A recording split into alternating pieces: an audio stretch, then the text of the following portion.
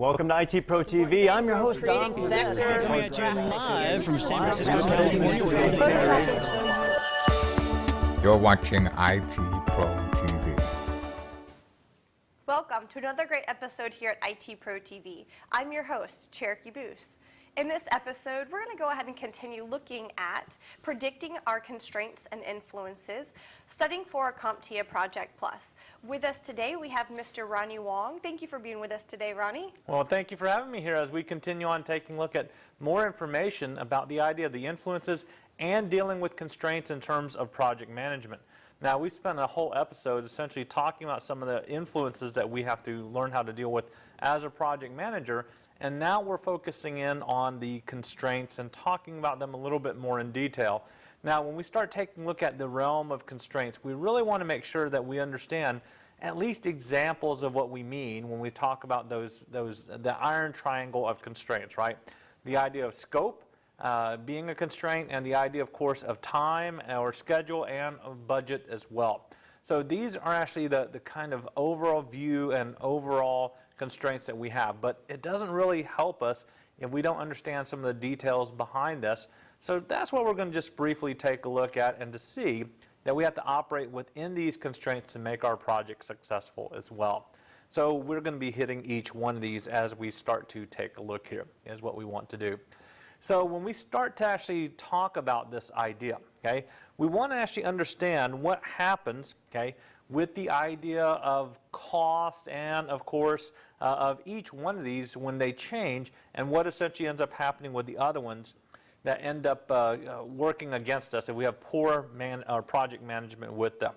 So let's go ahead and take, for example, the idea of cost, okay, because that's kind of the one that most people tend to deal with. Time, we normally allow that to kind of have a little bit of leeway in between here and there. Even requirements, we might say 90% is good enough a lot of times. But when it comes down to being exact in the way that we want to, okay, usually it comes down to that bottom line of the almighty cost itself in terms of overall value, okay? So one of the key things that I want to make sure that we emphasize as we talk about the constraints of cost, especially here, okay, you also hear this idea that you've got to understand, okay?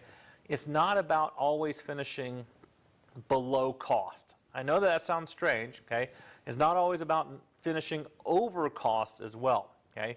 What we want to do with the idea of working within the constraint is the way that we have it planned out in our budget, okay?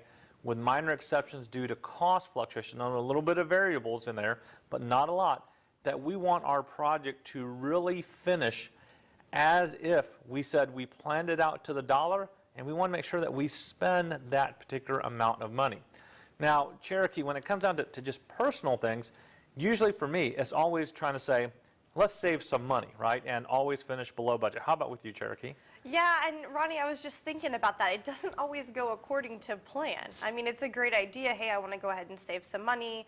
Maybe I'm saving up for a particular item or whatever. But what happens if you have a poorly managed project and you're, with your costs? How do you kind of keep that tied in? Yeah, you have to actually be very careful here, because with poorly managed costs, the weird thing is how it's actually displayed and how a project manager takes advantages to get us back on track in the way that we need to with cost as a constraint, okay? So what do I mean by a poorly managed project here in terms of cost? Well, it's just like I was describing. A project can be poorly managed if every single task that you have is constantly over cost, okay? And that makes sense to most of us, right? If I tell you, we're only supposed to spend $100 on this, Cherokee, and then every time you turn in something for the end of that, you're spending $150, after a while, I'm going to have to say, what are you spending money on? It doesn't make sense. It happens. Yeah, but why does it happen? See, that's the key. It's great if you know why it happens, okay, and then you let me know why it happens, but if that's the answer that I get, right, the only answer that I get is, Ronnie, it happens. Now I have to wonder, like, what didn't I make clear when I told Cherokee that we're only spending $100 on this, okay? And so now Cherokee has to think about that idea, and somewhere along the line it means I didn't communicate enough, okay, is what it normally ends up being, is that somehow I didn't do that. Now, what is the result of something like that? And that's what we need to ask Cherokee, is what the overall result is, okay? Now, at the beginning of something like this, okay, if Cherokee started, hopefully not by 50% on every task that I assign to Cherokee, but I know she's laughing at me, but I'm saying that, you know, if we start doing this, right, at the beginning, it doesn't really seem to matter. So let's take for an example that we have a month-long project, okay? So Cherokee, if it's a month-long project, let's say we take 10 tasks a week, okay, at $100, that should be $1,000, right? So at the end of the first week, you turn in all those expenses for those 10 tasks, and you've now spent $1,500, okay? Well, that first week go, okay, Cherokee goes, it happens. That's fine, okay? Second week, we do the same thing. Well, now all of a sudden, she's turned in another $1,500, okay? And I now start to go, okay, so second week, she told me it happens again. Okay, I have to accept it at this point, okay? Now, what if, though, okay, let's take it this way. What if the original budget that I had planned for this month's task, okay, so let's say about 400 of these smaller, 40 of these, I'm trying to make sure I'm adding them up right, 40 of these particular tasks, and it was $1,000 for each week, $4,000, okay? Well, now at this point in time, 2 weeks into the project, Cherokee, how much have you spent according to my scenario? Well, if I've behaved, I've spent $8,000. Well, no, right now, right? If you behaved, right? If it's actually the idea of $4,000 for that whole month, right? You're only supposed to spend $1,000, okay, each week, and you spent $1,500 each week. You're already up at $3,000, right? Mm-hmm. So now Cherokee's up at $3,000 for 2 weeks, and I only had $4,000 for the whole month. So now Cherokee comes to me in that third week, okay, and she turns in another $1,500 expense, okay? Well, the problem is I had $4,000. Cherokee, you're now up to $4,500, okay? Now, what does that mean, okay? It means, one, I'm over budget. In other words, I don't have the money to say, Cherokee, that's fine. We're still okay here. I've now drawn into February's contract or whatever it is to pull money to pay for what Cherokee's spent so far, okay? Now, this is where I have project management too late in terms of cost, okay? So now what do I do, Cherokee, if I go, Cherokee, here it is. Let me lay down the facts in this meeting right now, okay? I had $4,000 for this month. You spent $4,500, okay? So this last week, what do you think I might actually have to ask you to do for that final week? Probably provide some the receipts so you can go ahead and perform an audit to see if there's any kind of unforeseen expenses that should have been accounted for originally. Yeah, no, that's a great idea. Okay, so something like that actually does work. But now, as a project manager, though, right, I'm supposed to keep on schedule, and it's not like I go, okay, Cherokee, yeah, you can't spend anymore. We're just going to stop the project at 75%, right? But what I start to tell Cherokee is, Cherokee, you need to find ways that we can cut that final week's budget, okay, so that it at least looks okay, okay? So what does that mean? That means now Cherokee has to go back to our team and say, what can we afford to cut corners on that reduces that, okay? She can actually start looking out and saying, okay, what does Ronnie mean by this requirement needs to be? Can I trim that a little bit on this particular task? Do I really need to make sure that everything is finished up, or can I just show that it's finished at this point? I know Cherokee wouldn't do anything like that, but let's say that that's what I really intimate for her to do, is that she needs to do that. Well, what does that mean overall for the entirety of the project constraint itself? It means that constraint has now forced me to cut deliverables, okay? The cost itself, because I don't have any money to spend, now makes me try to tell Cherokee, that's it, we don't have any more money. You already spent $500 to $1,000 more, and I took it out of next month's budget, which means they're going to be behind. So Cherokee, right now, the final week, you've got to make it on the paper-thin budget that we possibly can, okay, at this point, or there's not going to be any money. Imagine that continues to happen, though. Let's say that the project was year-long. Cherokee turned in that for the first 3 months, and now we're actually so far behind on just money being spent. after 6 months I have to say, guys, we don't have any money. We're done. So this is why it's very important that as far as overspending goes, that we try and go, okay, what? We don't overspend. That makes the most logical sense in the world, okay? But let's go the other way, okay? Let's also say, what if now Cherokee does better? Every week, instead of the $1,000, she turns in $800. Well, I'm probably happy as a clam because that means, yes, I've got more money to go. But where I need to actually ask better questions is I need to go to Cherokee each week and go, Cherokee, I'm not saying that you had to spend $1,000, okay, because I really don't want you to, but why didn't you spend that $1,000? Ronnie, as project manager, might just be so happy, like, Cherokee didn't spend all the money for the project, okay? And if she didn't spend all the money for a project, that means I can actually take that and apply it to something a little bit later on. Might be possible, but if she didn't, now I have to actually start asking the very fact of, why didn't she?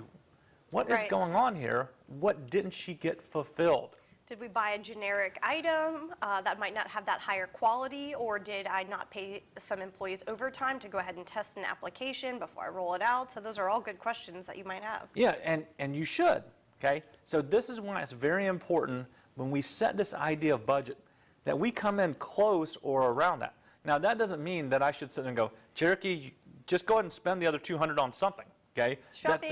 That's not the goal. And it's interesting that that's the first place that Cherokee went, is the idea of shopping. But overall, though, it means we need to take a closer look. So that's why it's very important that we keep an eye and we actually understand the influence that the constraint has on us. It's not always just about the idea of making sure we don't go over budget. It's about making sure that we actually have scheduled it out and that we're paying for what we said we're paying for. Whether it's Cherokee's example of the right quality stuff. Cherokee goes, well, I thought we'd save a little bit of money by going to this. And I go, well, I should say, did that meet the quality standards for what we needed it to meet? Because this is going to be under stress, under load here. And all of a sudden Cherokee goes, I don't know. Well, that's when I go. But I saved $500 yeah, but on you my saved $500. insurance. Yeah, that's right. Yeah.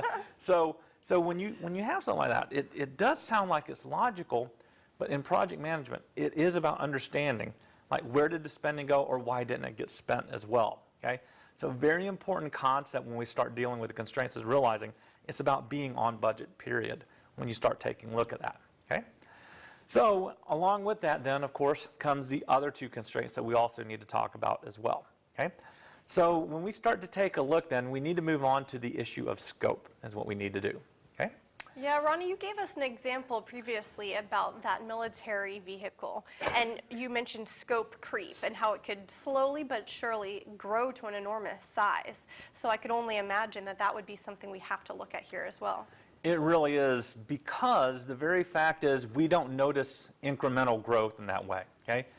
Probably nobody in the example that I mentioned in another episode about the Bradley fighting vehicle, where it actually went from about a $1.5 million project to a $14 billion project, excuse me, over 17 years. Nobody realized it would end up expanding like that to any particular point in time. And you might be wondering, like, how could they not have noticed 1.5 million versus $14 million expansion? And that is because of something that we call the idea of incremental scope creep, okay?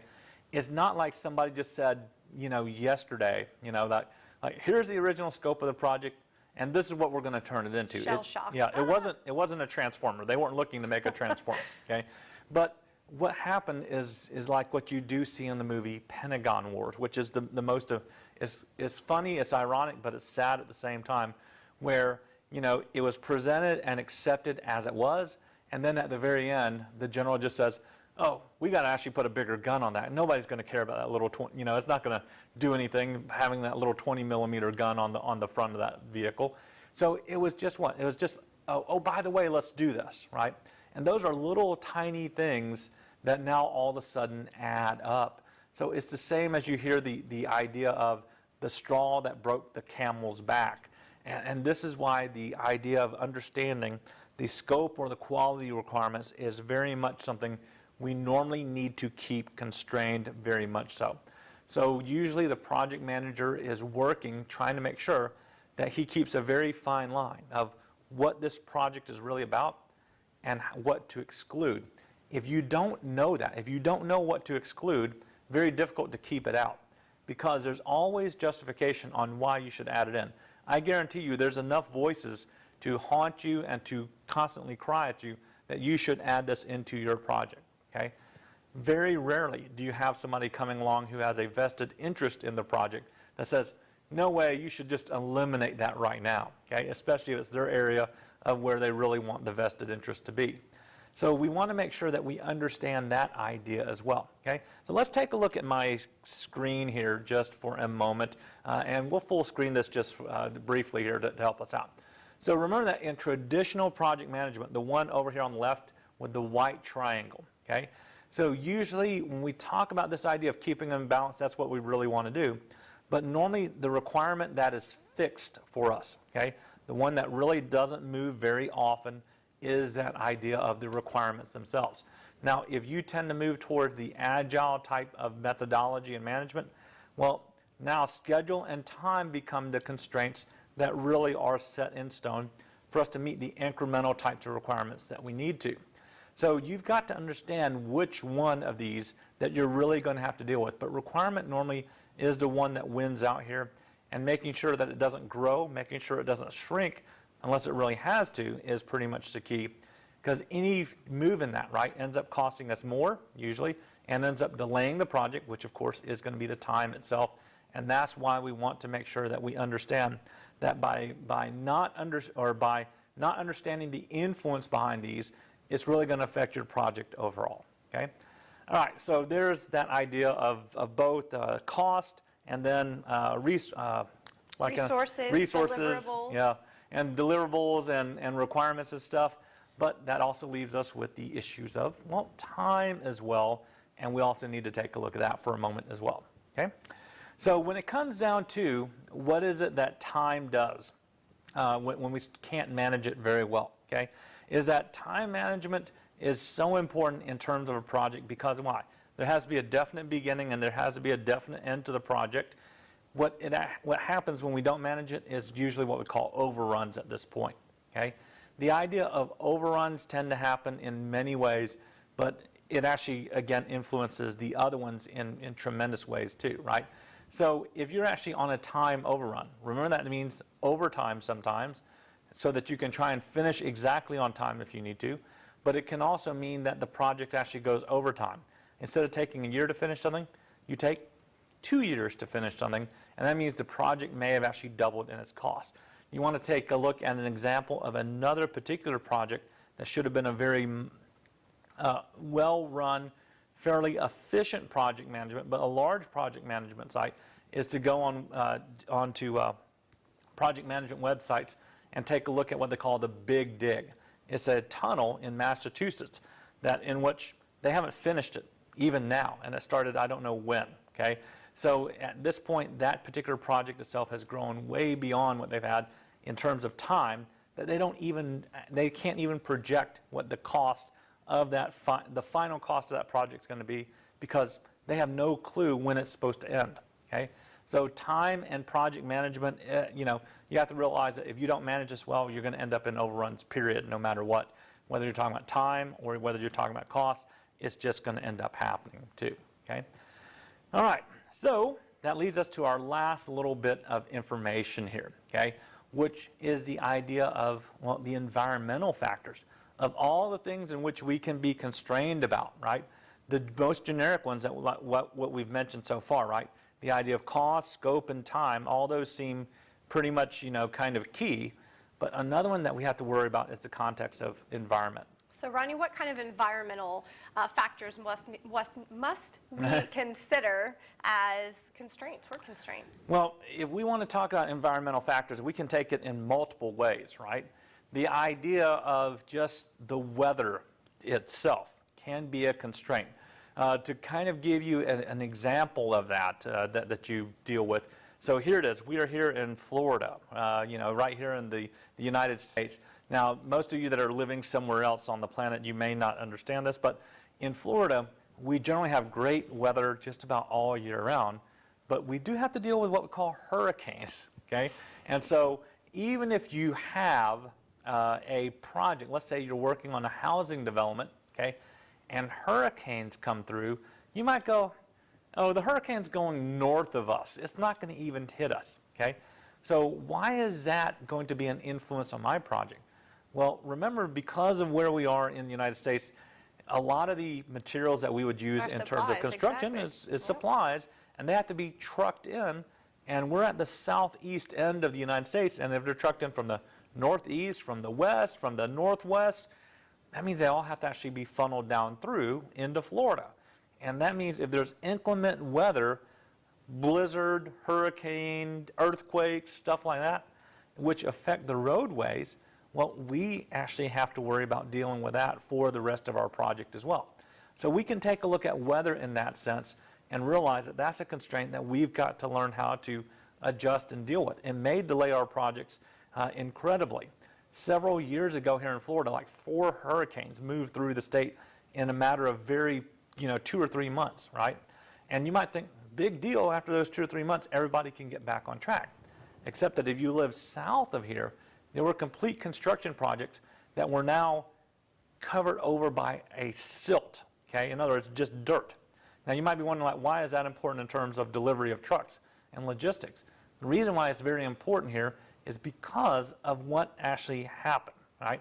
So as truck drivers came down to deliver their loads after not being able to get into those areas, they realized something. The roadways were gone, okay? In other words, they couldn't even tell where roads were, versus where there was grass. I mean, it was just completely gone. And if you think about even down in the Keys, I live down south, there's one way in and one way out. Yeah, and so when those things get blocked up, I mean, so weather itself is very much a constraint that you've got to deal with on projects like that. The other one, of course, may be social responsibility as well, okay? You might find out something, I can't even think about a project right now, but you might find out that the actual social climate of things that might have been acceptable a year ago or 2 years ago may no longer be that way. So I think about when I'm trying to think of the one that I don't know why it just slipped right through my head here. But let's think about the idea of somebody coming in and setting up an amusement park, okay? Yay. Yeah, you might go, yay, that's wonderful, that's beautiful. But then every one of your neighbors go, there's no way. We don't want that noise, traffic and all that other stuff. We don't want that to actually be constant. Yeah, hoodlums coming in, having a good time. And so you might find out something. You don't have that ability to push that through anymore, and you've got to realize that as well, okay? If you work for a large enough company, you might find out something as well. They don't like your project. And, I mean, what do you have to do? This is still the idea of environment, right? You still have to work with these people, in which you might find out that it's more difficult for you to get access to resources that you might have find readily available. Yeah, so the county that I'm from, they kind of have this concept to keep the old Florida culture, which, I understand that. But it is, for development, new businesses, new construction, there are a lot of additional fees and a lot of extra hoops that you have to go to just to kind of keep that social concept. Yeah, and so any of these things, whether you're talking about social concept, internal politics, these are all kind of bellwether things that you have to worry about, because you might find yourself ready to start, and then your company says, yeah, we're not going to do that right now because we're dealing with so many other things. So you do have to worry about all of these, and they all do end up costing you, whether it's your entire project, they cost you time, they cost you money to all have to deal with. And in the end, you might find out that your company does just a budget analysis and goes, look, we can push this thing through, but with the additional fees like what Cherokee's talking about, we really can't. We just can't afford to. Yeah, all that bureaucratic tape can really shy people away from even, going to go ahead and start their project in your area. Yeah, so you imagine then that every single project may have one of these, if not all of these types of constraints, depending on the size and, of course, the nature of that project. So learning how to deal with constraints is in the realm of project managers, and we should take a look at those influences and those constraints to really help us to deal with the fact that, hey, all this is going to be under our particular direction and under our navigation as well. And so that's why you actually need to understand them a bit more. So that is pretty much all the constraints that I have to deal with for right now. All right. Well, I think that sounds good, Ronnie. Thank you for taking the time to go ahead and show us the ways we can go ahead and predict any kind of constraints and influences for our projects. And thank you guys for tuning in today. We have some more Project Plus coming your way, so stay tuned for that. I'm Cherokee Boos. And I'm Ronnie Wong. Have a great one. Bye.